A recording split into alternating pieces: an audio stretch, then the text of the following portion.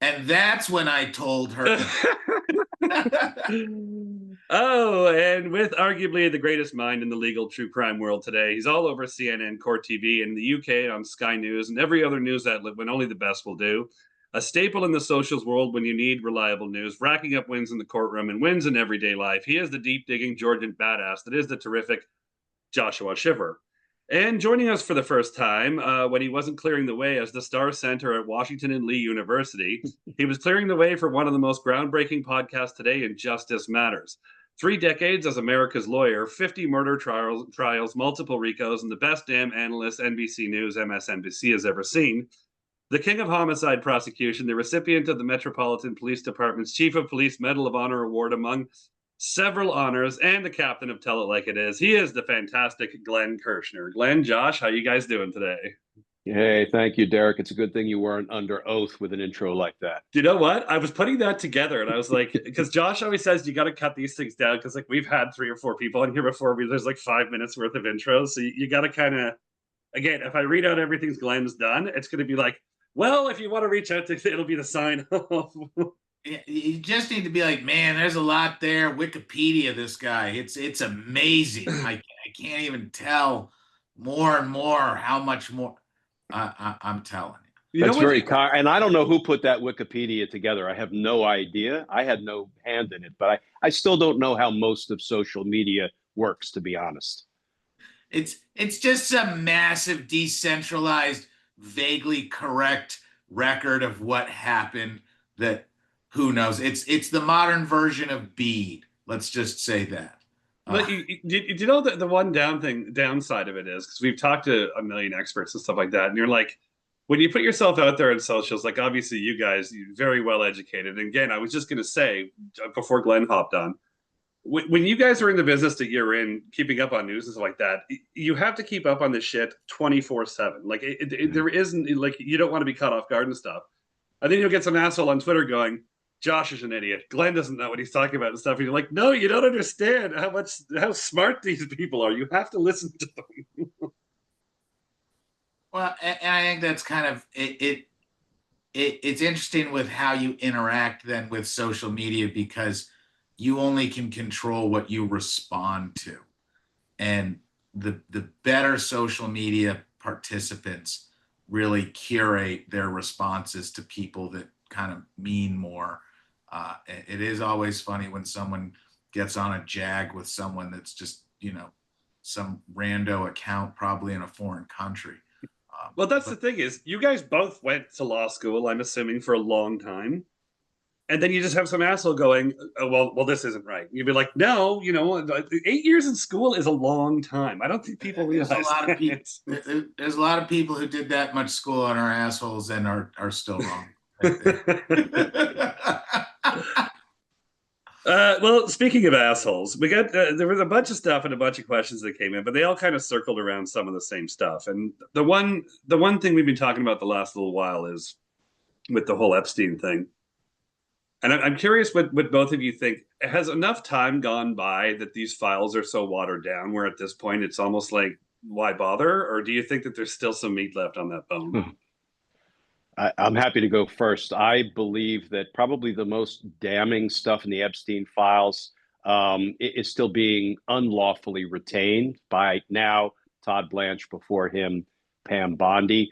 I think part of why, this is my reasonable inference I'm going to draw, I think part of why Bondi may have been thrown under the bus by Trump was, yes, she did not successfully prosecute his perceived enemies because they had committed no crimes. Makes it really hard to successfully prosecute someone who committed no crimes. I happen to believe that when she reluctantly and belatedly disclosed what's called the FBI 302, a write-up by an FBI special agent documenting allegations of a sexual crime and a battery, an assault committed by Donald Trump against her when she was 13 to 15 years old. I think Donald Trump probably went ballistic and wanted to know, why did my attorney general release that kind of damning information about me from the Epstein files? Because it wasn't too long after that that she got fired. So that's why Todd Blanche, I think, when he, came into the position as acting attorney general, said Donald Trump can do anything he wants to me, including fire me, and I will say, thank you, Mr. President, I love you, which is a pretty depraved thing for any government official to say. I don't believe Todd Blanche will disclose a single additional Epstein document. That's why I was really happy to see my friend Katie Fang filed that lawsuit demanding that the Department of Justice comply with the Epstein Files Transparency Act, and importantly, asking that a special master be appointed by the presiding judge, Emmett Sullivan, so that hopefully all of the files can be put into the hands of a special master, and then we will have an honest broker regarding what should be disclosed, what must be disclosed under the law, what can be withheld, what can be redacted, what can't be redacted, and importantly, if there are redactions, the law says you have to publish in the Federal Register what those why you made those redactions. It has to be for legitimate reasons. So, but Todd Blanche, I think, is going to go down swinging for Donald Trump, who he formerly represented, and I think he still currently represents Donald Trump, even though he's supposed to be representing the interests of the American people as Attorney General. Now, if you do get the special master, is this just another card that gets placed in the line of kind of minutia that goes around in a circle, or is that actually going to be a step forward? Because every time it seems like we're making a step forward here, it's another step backwards. And you're right, it's redactions, it's this, and then again, like we were talking, the social media gets flooded with fake files, this, that, and the other thing, where you kind of said, like, there's a lot of these people kind of been caught red-handed, and then at the end of the day, it's like, well, what are we going to do about it? Like, special masters are a really valuable tool that the criminal justice system and the civil justice system has, right? The judge has, because that is somebody who is often, not always, but often a retired judge, like Barbara Jones was appointed special master to, for example, review the materials that were seized from Rudy Giuliani pursuant to search warrants to see what was privileged and what was not privileged. I mean, it's a really important arm of the court. It's really an extension of the court, so the court can get reliable information about, in this instance, whether something should be disclosed under the Epstein Files Transparency Act or it shouldn't be disclosed. So I don't think it is just like another hollow exercise. I think it's a really important step forward in the Epstein Files arena. Josh, is there a way to hide behind privilege in a situation like this, or no? There's ways to hide that. The privilege is just the tip of the iceberg. One of the issues is that what Glenn's talking about is the 6 million odd files that have been identified as this kind of official list of files. But there's a lot of questions about whether that's inclusive. And I'll tell you, they could publish or make available the 6 million odd files that they've acknowledged, and there'd still be substantial questions about the insufficiency of the search and other materials, because there's never been some master list. That's kind of a red herring, that people think that someone has this database of files that has everything. No, that database may exist somewhere deep and dark in some government agency, but right now we can't even get a firm idea of exactly what documents are in the 6 million. So any disclosure is going to just beg for additional questions. There's lots of reasons why I believe the vast majority of people would feel that certain disclosures are inappropriate or necessarily redacted, especially some of the images and some of the materials involving specific individuals that should deserve a protection. But I think a special master is a great step forward, like Glenn's saying. Special masters are a really useful tool used by courts. But we, again, by saying, yeah, a special master is going to be in charge of these 6 million documents. And at 6 million documents, I believe there's a lot more than 6 million documents out there. Sorry, going to go to the grave with that. You know, it's funny when there is too much information like that, because when I first was talking with Glenn, I mentioned that we have a friend in common in Frank Figluzzi. We had him on a while ago, and he was saying the same thing. He said with the FBI particular work, whether it was in counterterrorism or whatever, he goes, there is at some point where there's too much information, because he's like, you know, if you wanted to, they say they'll flag a text if you say I want to shoot the president. He goes, you really think someone's going to be able to sit there and comb through 100 million texts that are coming in every day? And again, when it comes to the Epstein thing, and like Josh was just saying, is it a point where there's too much information? Again, I know with a lot of these situations, the more the time goes by, the less and less kind of important these things seem. Where, you know, is this something that could come out in a week, in a month? Is this going to be a 2027 or a 2028? And then by that point, it's just like, well, you know, too much time has gone by and maybe something else has taken over the headline. The only thing that dulls the impact of Epstein is the death of everybody over 20, 30, 40, 50 years from now. Because there's that much importance attached by different sectors of society. This is no longer a story that is being carried by this group or that group. The story's been picked up by broad swaths of the American international public. They're going to continue wanting to know answers until they're satisfied. And I don't see that going away anytime soon, no matter how hard Donald Trump tells people they're not going to release anything more. I think Glenn's right. Todd Blanche goes down swinging, not having released one iota of information. And I believe that Pam Bondi's time was definitely bracketed by her inability to keep stalling. She was going to have to answer. She's still subject to subpoenas and an appearance. And there's arguments over that. So I really am happy certain members of the legislature and society are continuing to push for the fulfillment of the intent of the law for the Epstein release. Do either of you guys think that I don't want to say a happy ending, but do you think there's a light at the end of the tunnel where all this information will come out, the people that are guilty will be, you know, forced to pay for it? Or do you think that it's going to be, you know, some people get away with it, some lower level people get caught, and that's that?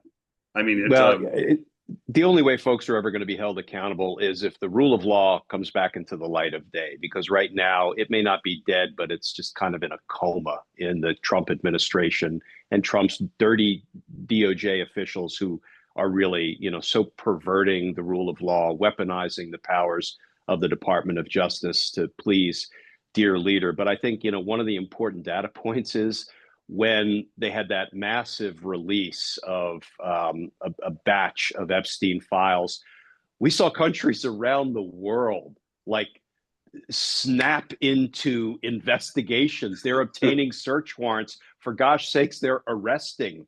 You know, the UK went very quick and very heavy. You know, the former Prince Andrew. They've got the former, you know, UK ambassador to the US, Mandelson. They got all of us, and it wasn't just the UK. It was countries around the world were actually investigating the crimes that were in the Epstein files, and we here in the US did nothing.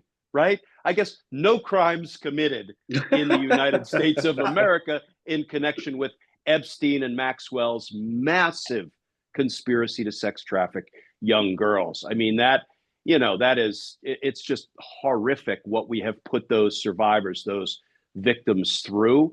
And so I think this thing will have legs, and I don't think we should stop insisting on one, full disclosure, and two, full accountability for all of the Epstein perpetrators. And Derek, remember, from a criminal defense perspective, the win has already started accumulating because these known responsible people are still not facing accountability. And every day that they don't face accountability is more winning in one reframing.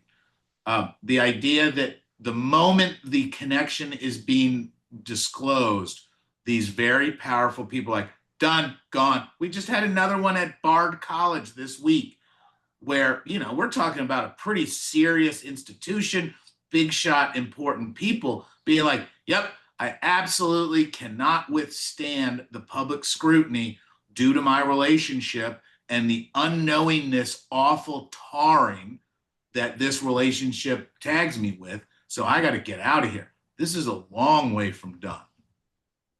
I like how when we talk about the UK, you guys are like Prince Andrew. Like everybody knew he was an asshole. Him being in the Epstein files, zero surprise. The Mandelson angle on that was a big deal. I did a bunch of appearances and work on the impact because Mandelson basically got foisted on the prime minister, and they shepherded him through the background check. And like, no, it's gonna be fine. It's gonna be fine. It's gonna be fine. And it was not fine.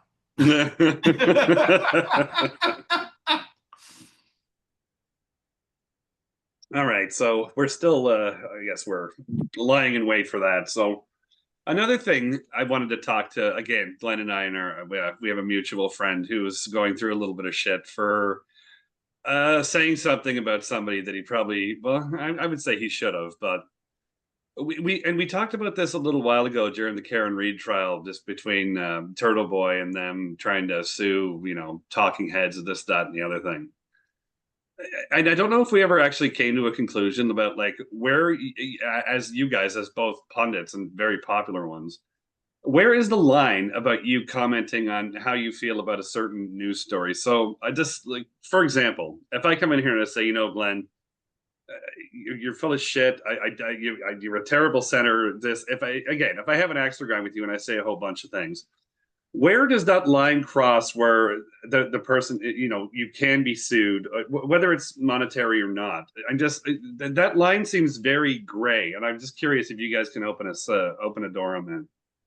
I would say there is no line. All of these things are really fact intensive when you're talking about potential defamation suits. I mean, if you're making false assertions of fact that damage somebody's reputation, financial standing, financial prospects, of course, if they're public figures, you have to engage in actual malice, kind of really a knowing lie or reckless disregard for the truth. But there is no answer, Derek, to like, where is that line?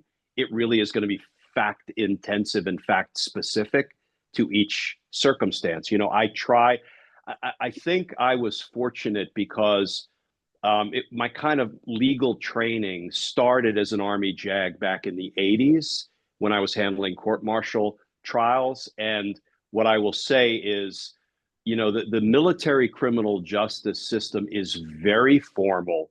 It's very exacting in my experience. It's very civil. It's very regimented. Candor is king. Do not, misrepresent something to a military judge, whether a trial court judge or in the courts of appeals.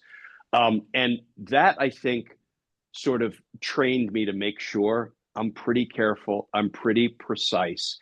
I will say once I transitioned to the Department of Justice after 6.5 years of active duty, and I loved my time in the Army JAG Corps, but they tend to kind of promote you out of the courtroom at the 6 or 7 year mark.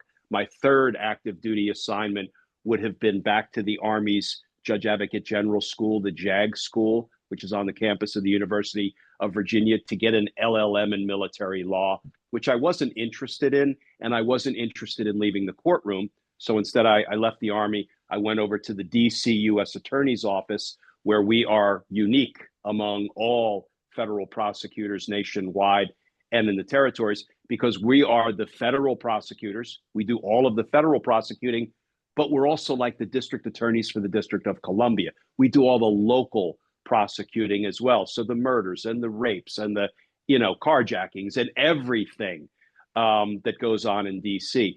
So what I brought with me from my military training was a very kind of civil, precise, candid practice.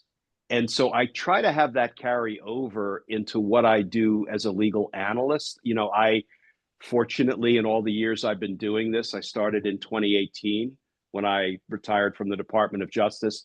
I've never had any problem with somebody saying, hey, you defamed me, you lied about me, you made a misrepresentation Do I make mistakes? Oh, hell yes, I make mistakes. And when I do, I try to promptly and publicly correct them. But, I think if you are kind of really careful about what you say when it comes to factual representations, a perfectly good answer from me, and you'll hear me say it often, Derek, is I don't know. I don't know the answer to that. And I'm not going to pretend I do, because then I'm going to get myself in trouble and pretend to be an authority on something I'm not. So, but where is the line? It's really hard to draw lines, because each incident, each potential instance of defamation is different. So, Josh, as a criminal defense attorney, I know semi-retired, but I'm sure we could get you out of retirement. If Glenn came to you and said, you know what, so and so said something, and then all of a sudden, a crime cruise that I was going to get paid $25,000 for got canceled. Is that kind of where you start to see where the dollar signs might be worth it? Or does it have to be something like, again, I think the comment somebody said was he spent more time in a nightclub than he did at work, which I don't think there's a monetary value to that. But somewhere down the line, again, I'm trying to figure out exactly why people are getting in trouble when they're just sitting around, again, stating fact.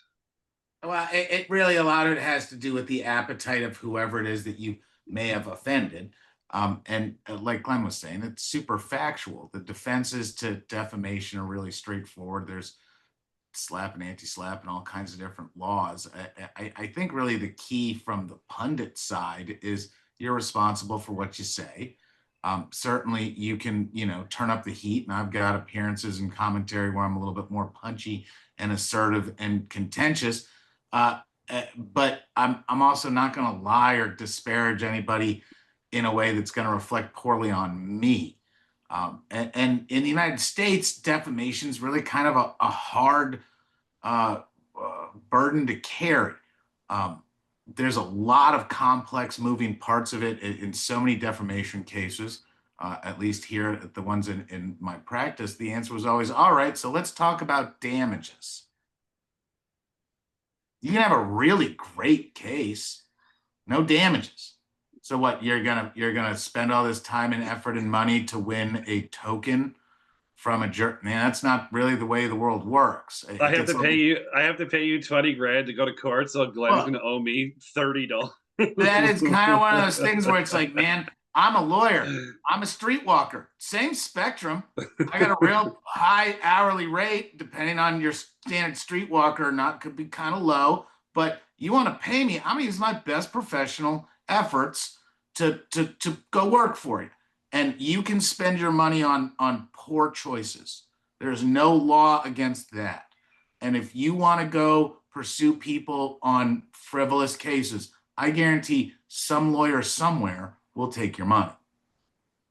Yeah, Joshua makes a great point about damages, because what do we just see? Kash Patel bring a $250 million lawsuit against the Atlantic because they said he was drunk on the job. So it begs the question, following up on what Joshua said, are you telling me Kash Patel's reputation is worth $250 million?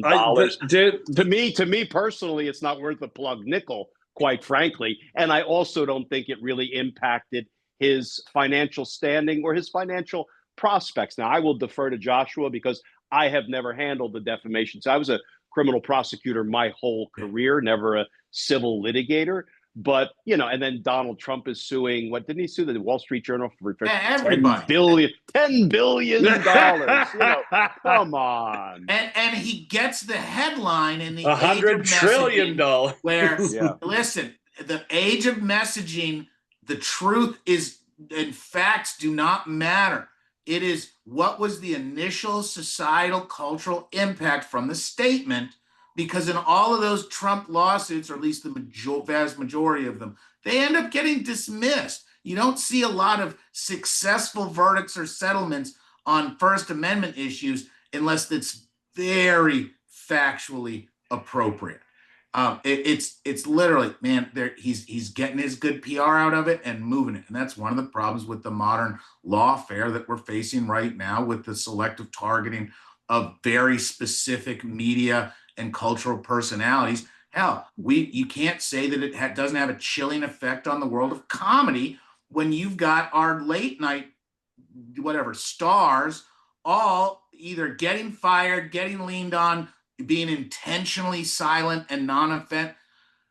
That impact alone is a damage in many ways to our nation and culture. And that's the scary stuff that this, to use a Biden term, malarkey, is bringing us.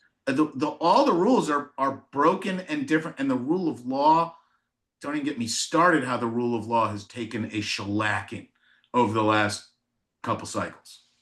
Apparently, they actually scrubbed that Saturday Night Live skit off of TikTok immediately. Immediately. Because my wife showed it to me, I think the Sunday or the Monday, and she was like, "Yeah, you can see it on Instagram," but she's like, "You cannot find it on TikTok." And I was like, "Wow!" Like, imagine just being involved with so much malarkey, as you said. Oof, I just wanted to go back to what Glenn was saying before, because we've talked to a lot of people that it seems like the better you are at your job, the more shit they shovel onto your desk. Because you were saying when you got switched to from JAG to the DOJ, and then when I was reading your work earlier, because again, we've talked about when Young Thug was going through his RICO case. Is it, Glenn, when you first got to the DOJ, was that one of those things where you sat down kind of excited at your new job, and then all of a sudden you had a huge pile of work in front of you as kind of your reward for being a really good player?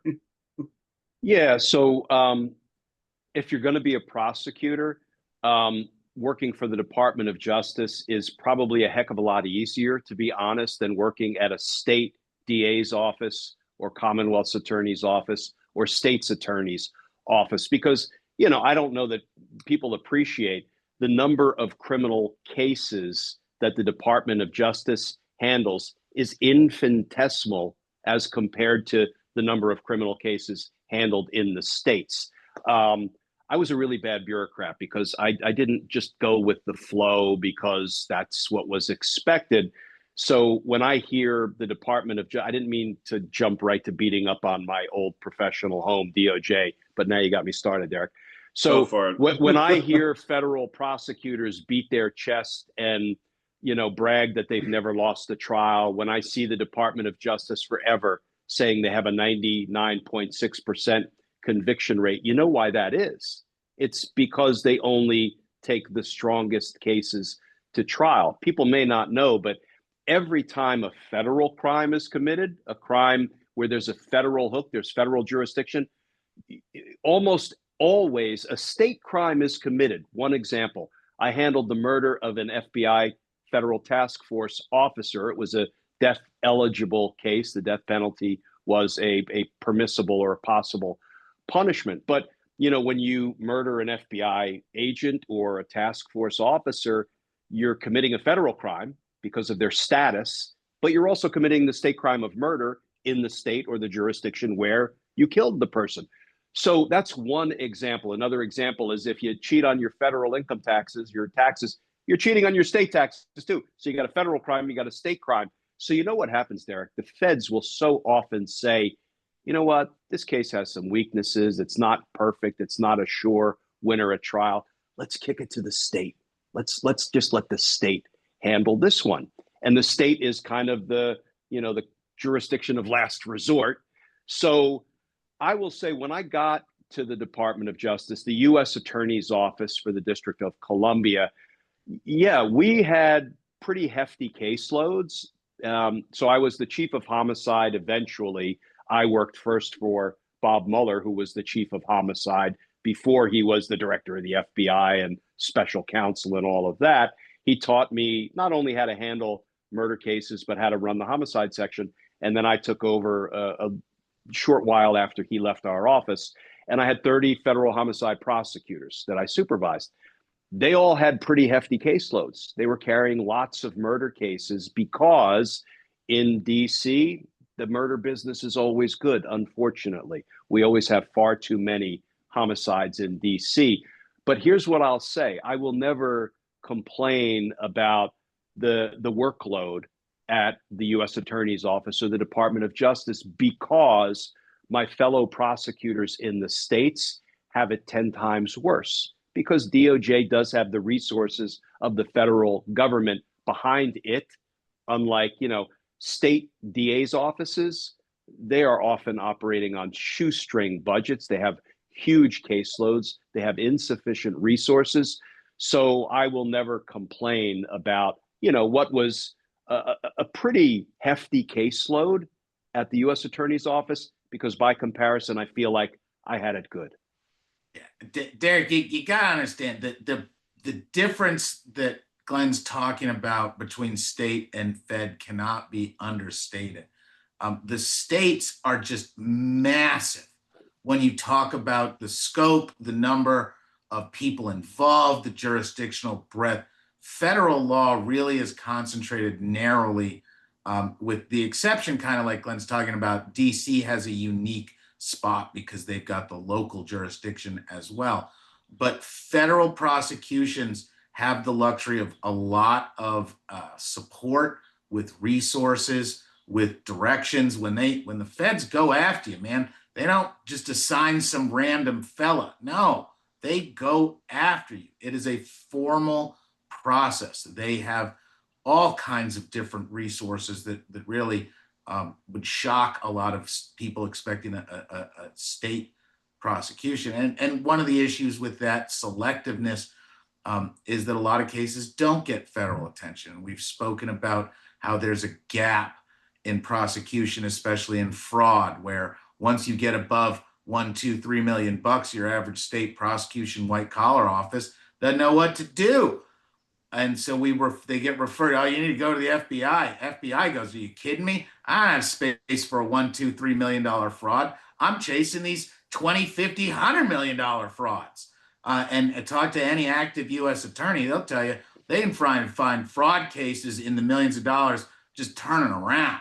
And that's before we get to things. Remember, DOJ's in charge of prosecuting all of the procurement issues. So on military bases, national security, there's a ton of stuff that falls into it, and they're very intense cases. But the status and the state of the DOJ is one of the biggest concerns we should have kind of existentially right now. The big news today on social media is that the DOJ is now offering signing bonuses to attract new prosecutors. I saw that, yeah. 3,500 prosecutors, or some were just a ridiculous number. Dude, there should be a line at the door begging.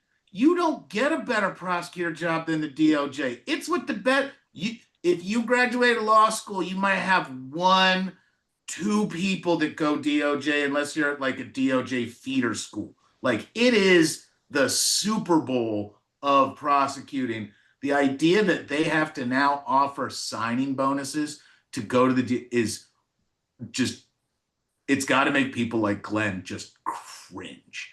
This is the most premium office you can go prosecute in. And when you are putting in someone's hands the liberty of, a fellow American citizen, that person better have some experience. They better have some judgment. They better have some seasoning. They better have some empathy. They better be subject matter experts. I mean, taking somebody's liberty is a big effing deal. And, it used to be, before we would even consider interviewing an applicant, they needed at least 5 years of experience as a lawyer elsewhere. I would have thought a minimum of that. Yeah. Yeah. And now it is insane. And why are they having to lure people in with signing bonuses? Because nobody wants to come within 100 miles of this Department of Justice. We talk about a brain drain from DOJ. Exactly where I was going. Yeah, when you consider people have been wrongfully terminated, they've been fired unlawfully. Many of them have brought civil suits against the federal government.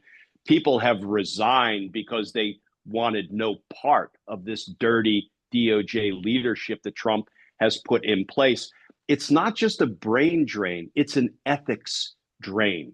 People cannot bring themselves to do what Donald Trump is demanding the DOJ do, which is act as his damn personal lawyer, not, representing the interests of the American people. So, and I could go on and on about Yeah, the this is a rich consequences of subject. this. Yeah, the Rich consequences indeed. of this. DOJ attorneys are going into court, and the judges are not believing their representations. Why? Because they're not trustworthy. They're You sound caught crazy. lying or Exactly. Yeah. omitting, Derek, and at, that just never happened in my professional lifetime at the Department of Justice. at the beginning of my career, if an FBI agent or a federal agent said something, it was so set in stone. It was like, all right, so that's going to be the fact that is completely set in. Like every federal case was kind of this long, slow plea process because it's complicated and there's difficult. But man, the feds didn't bring an indictment unless they already had your guy on tape doing the thing with the picture, holding the newspaper. Yeah. The way I explain it is the state's reactive. Someone gets shot. State goes out there, investigates a crime, da da da. Fed, no. Crime has occurred. Fed's going to do all that investigation in advance. By the time Fed's knocking on the door, calling your client, it's done. Man, you show up and you're like, hey, agent or DA, or sorry, but AUSA, I'm Josh, I represent Derek. And they go, great, here's a thumb drive with all the evidence of all the bad shit your client did. We're willing to give them an offer on an information if you want to prevent us from having to do too much work. Don't make us do more work and actually go through the criminal process because we're going to tag you with some taxes on that. Like, let's have this that's wrapped the up way by it lunch. was for so many years. And it was rightfully complained about, but it's because the work product was so good. They had time and resources and the professionalism to when they wanted you, man, they would just focus and focus and focus and focus. That loss is huge. But more importantly than that, as awful as right now is, the real problem is in 20 years. Because we are going to lose a generation or two of the top shelf, long serving, academic genius people that make government work really well. They never got the job. And in 20 years, we're going to be paying for this huge.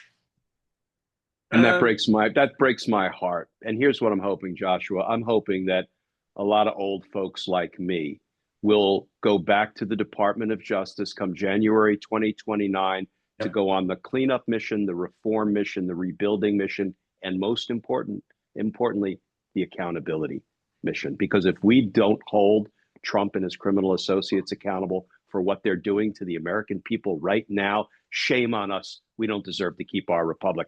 I intend to go back. I would probably be back in government right now if Kamala Harris had won, because it was a difficult decision for me to leave after more than 30 years as a Fed. But my wife and I sat down, we decided, okay, maybe I try something different. But I'm anxious to get back and be part of the accountability mission. And thankfully, with the two separate 4-year terms, we can do some pausing because we're going to need those longstanding people to come back. I've spoken to a number of federal civil servants who are very much in the same position at Glenn, where it's like, yeah, we're going to have to go back and rebuild this and fix this afterwards with that accountability. And on the 10,000 foot view, maybe we did need some reform. Maybe this is the way the reform came. It certainly was ugly. But we need to recover from where we're at right now, because right now is non-sustainable. It will not work. It's just so the one thing I'm wondering for both of you is because, again, you're obviously a couple of smart cookies. 2029 is a long ways away. So let's put all that aside. I have never seen, again, I'm up north, but the government spending in the last while, like between the money going to ICE, and you're just like, okay, $25,000 signing bonus, that is a drop in the bucket compared to we're hearing billion-dollar renovations and this, that. I'm curious, A, where is this money coming from? And assuming in 2029 things do start to turn a corner a bit, the debt right now is insurmountable, but at this rate, it's going to be 10 times worse. I'm just curious, like, who's going to suffer the most from this?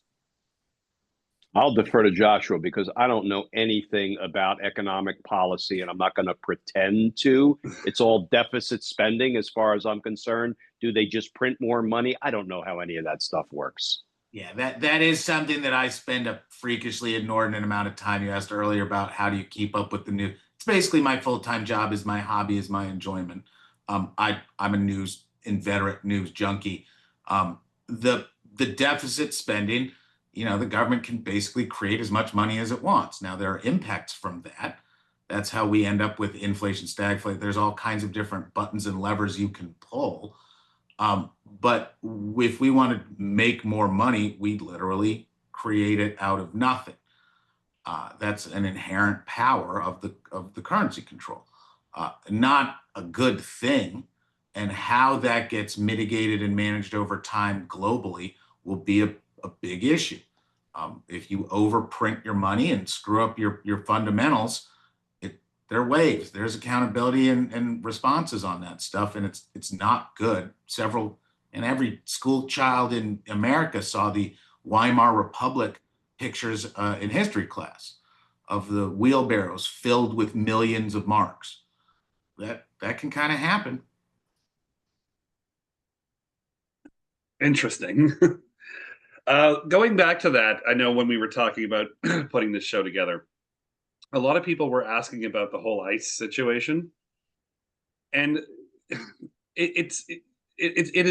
I'll say it seems like an impossible mission if you're trying to, we'll say, evict every illegal citizen out of the United States. But it really seems like there's some underlying purpose to this. I'm curious, is this big ICE spending and all this horrific news, is this actually to evict illegal Americans, or is there an alternative motive here? I mean, I think Trump is playing to his base. I think he wants to, let's cut right to the chase. He would love for America to be just a white Christian nation, get rid of all the brown people. And the fact that, he's tearing families apart. Listen, I am a big believer in deporting folks who are, for example, convicted of crimes of violence. They're here, without status. They're here illegally. They are convicted of a crime of violence. Then let's deport them. It happens here every day. Do it. Yeah, but let's do it in accordance with the law and the Constitution. That shouldn't be too much to ask, but that's not what they're doing.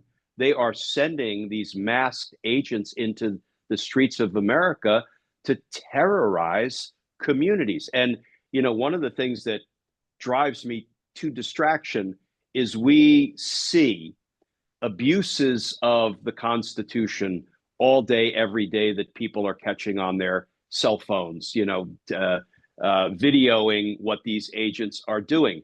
They're violating the Fourth Amendment prohibition against unreasonable searches and seizures all day, every day. And even worse, or just as bad, they're physically assaulting and battering people. We see they're just, randomly throwing people to the ground. That is what preceded the Alex Preddy murder. I mean, they threw this woman to the ground for no lawful reason. That was not a lawful exercise of a police use of force, in my opinion. And I worked excessive force cases somewhat as a prosecutor. They assaulted this woman.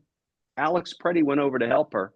They disarmed him. They put him face down on the ground, and they executed him.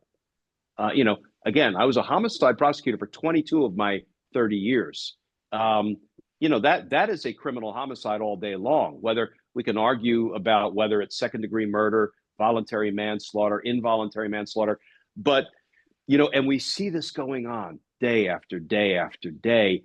And my question is, why haven't the state law enforcement authorities charged these federal officers with violating state law, committing crimes in those states? They don't have absolute immunity against being prosecuted for committing crimes. And two of them have now been charged, two ICE agents, with various levels of assault. And I would like to see more of that. I would like to see every federal agent who commits a crime in violation of state law held accountable, because that is the only hope of deterring these agents from running roughshod over the constitutional rights of the people. And those people are American citizens, documented, immigrants, undocumented, immigrants, visitors to our nation. We see the massive abuse of civil rights and constitutional rights. And it has gone largely unchecked, unfortunately, by state law enforcement authorities. And that is supported by the evisceration of the civil remedies. We now don't really, 1983 still exists as a code section where you can pursue remedies for the suppression of a fundamental right by a state actor. But that body of law has just been utterly destroyed by items or issues like qualified immunity, where we basically have created a system that encourages blatant violations, and knowing that there is no accountability, there is no someone's going to watch the watchers, because you get to federal court and judges will do everything to get rid of 1983 cases. And it's ridiculous. So now we are dependent on already overworked state prosecutor authorities to go prosecute other law enforcement. That's not necessarily something you want to go back and make friends with at the state house. It perpetuates more downward movement in law enforcement in general, because what we're doing is we're losing the limited legitimacy that law enforcement had really regained in so many years. Immigration, we've had problems with immigrations going basically my entire life, but presidents had been deporting people in huge numbers.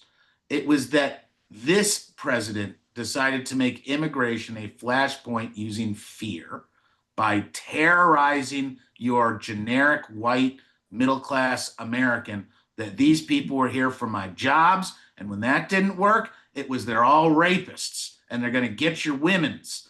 And that terrifies enough Americans to foist him into a elected position. Clearly, immigration was a central theme of both of his successful campaigns. And it wasn't, let's do good things with immigration. He sold what, one of the $1 million Visa cards? No, it was fear and manipulation that those different people were going to destroy your belief in America. So please empower me to break all the rules. And he's breaking all the rules. I live in Georgia. They are buying these giant warehouses at ridiculously unjustified inflated prices with the theory that they're going to be incarcerating thousands of people in camps in an attempt to, eliminate the undocumented population of America. But talk to any economist, talk to anybody in law enforcement about how this really works. The logistics in deporting 1 million people is ridiculous. The idea of removing 5 million families, 10 million families, some people say 22 million people, remove that from your labor force, remove that from your tax base, remove that from your housing stock. The repercussions of eliminating that will be so deleterious for our nation as a whole. It is shocking. It is literally like telling the nation, we're going to shoot you in the head by taking away this population. Yeah, let me follow up on that. I mean, economically, it is so foolish to deport folks who are here not violating the laws. Yes, they may be undocumented, but there are a couple of things to consider. One, and first of all, my view has always been diversity is America's superpower, and it may be the only one we have left at this point. But first of all, we rely on the work of undocumented immigrants to keep our economy going. We do here too. The fruit and vegetable business alone. In the year 2022, which I think was the last sort of comprehensive data from a group called ITEP, the Institute for Taxation and Economic Policy, they did a real deep dive on how much undocumented immigrants pay into government coffers. And the figure was $96.6 billion, because they're having Social Security withheld, they're having unemployment withheld, and though they're never going to benefit from those services because they're undocumented, but we love to make sure that we give them the appropriate numbers so they can pay taxes, so we can benefit from that economically. So we're literally benefiting financially. We're benefiting from the work they do, and immigrants typically commit crimes at a lower rate than Americans, probably in part because they don't want to suffer the consequences of perhaps being caught and being deported. But it's like, it's literally, and Joshua was talking about how expensive it would be to deport millions and millions of people. It's literally like a lose, lose, lose, lose situation for our country by this asinine immigration enforcement policy that Donald Trump has up and running. But it's all about hate. It's all about white Christian nationalism. It's all about the brown people are the problem. They are what is holding you down. And you know what? If there's nothing that some of these MAGA types have going in their lives, they can at least look down on brown people and say, well, at least I'm not that person. And Donald Trump gives them permission to do that. Which is an unfortunate core American value that has been present for a long, oh, it's not just American, it's everywhere. Yeah. But it's the bigotry, hate, and fearfulness that you use to manipulate and control populations. And I hate to compliment the man, but he has been excellent at wielding the fear power to let people empower him to get away with things that are just like you just lose track over the number of outrageous issues he embraces so fully. The profiteering, just everything. It's shocking. And it's driven away our best people. He's breaking the store, man. And we're just starting to feel the repercussions. Yeah. Can I give you guys a 2-minute warning? Because I got a 7 p.m. too. So yeah, don't worry about it. For more Joshua Schiffer, follow him on socials at Lawyer Schiff on Twitter and Instagram. That will also tell you when he's on TV, which is all the time. And if you need a lawyer in Georgia, it better be important because he is semi-retired at jdgrouplaw.com. And for more Glenn Kirshner, download the podcast Justice Matters. Everybody else has. Follow him on Twitter at Glenn Kirshner2. And that'll tell you when he's on TV, out and about, what he's doing, and definitely direct you to his fantastic YouTube channel. All that and everything Glenn is on his website at www.glennkirshner.com. Glenn, Josh, and Derek, let me plug my Substack because first of all, it's completely free. I never put anything behind a paywall on any platform. I don't believe in it. But every night at 8:30 p.m. Eastern time, we have what we call a community meeting, and we talk about the legal issue of the day. We talk about how we can engage in this fight for the rule of law, for democracy. And it's just a great group of justice warriors. So come on and join us, absolutely free, 8:30 p.m. Just sign on to Substack and click on, my live and you're in. So we really enjoy what we do there every night. You don't know I wasn't going to get to that. And join his Substack weekdays at 8:30 p.m. Gentlemen, that was amazing. It's always too short. But again, thank you so much for your time. Have a great night. And we'll get to talk again soon. Hey, and Glenn, I just want to say, personally, big fan. So thank you, Joshua. I appreciate that. I appreciate people that love this system and are really good and have fidelity to the rule of law. People don't understand. Us having intellectual, hard-fought conversations over this stuff, that's what makes us better. It's when we have these ridiculous bullies come in, change the rules, lie to us. That's chaos. That's the end of the American promise. We've got to get it back. Without the rule of law, nothing is possible. We've got to get it back, and I believe we will. Oh, 100%. There are good people out there doing great work. I was just at the founding of the Bondurant Center for Constitutional Studies at Georgia State. That community is going to roar back. But please, let's not have it fall apart anymore before we start roaring. Yeah. All right. Gentlemen, thank you, guys. Thank you. Bye.